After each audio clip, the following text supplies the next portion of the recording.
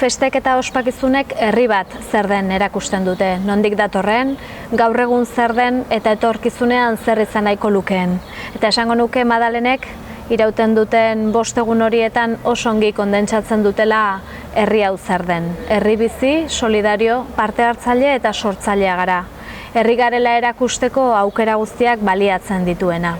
Madalenetan jendetza gara, besarkada gara, herritarron arteko distantzia soziala inoiz baino txikiagoa den urteko garaia da zalantzarik gabe. Baina pandemiak justu distantzia soziala ekarri digu. Jendetzak ekiditea, jende zirkulu txikietan mugitzea, maskarila erabiltzea, elkarrezukitzea.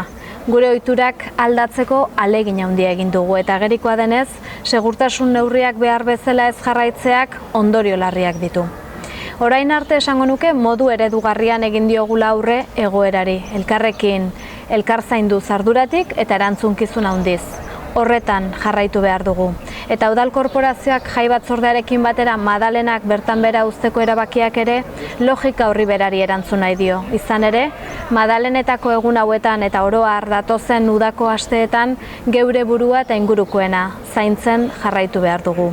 Eta ingurukoak zaintzeko propio eskatu nahi dizuet. Ingurukoak ez dira soilik gure lagun eta senideak. Ingurukoak dira tabernariak, dendariak, garraio publikoko gidariak eta baldintza zail hauetan guretzako lanean ari diren beste hainbat lanbidetako profesionalak. Zaindu ditzagun oso testuinguru zailean ari baitira. Guztionek ez du esan nahi gozatzeari, ongi pasatzeari uko egin behar diogunik. Bai ordea, gozatzeko, ongi pasatzeko gure moduak egokitu behar ditugula. Egoera larria baita.